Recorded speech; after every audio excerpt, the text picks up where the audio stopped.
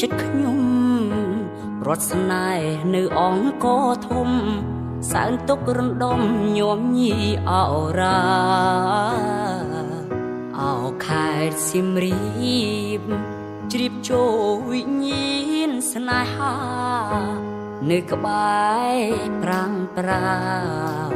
ថ្ងៃដែលបានជួបមិត្តអូនលូបកានៅមុខប្រាសាទរូបបងទេសចរម្នាក់បានប្រាស្រ័យតាក់ទងចងក្តីស្នេហ៍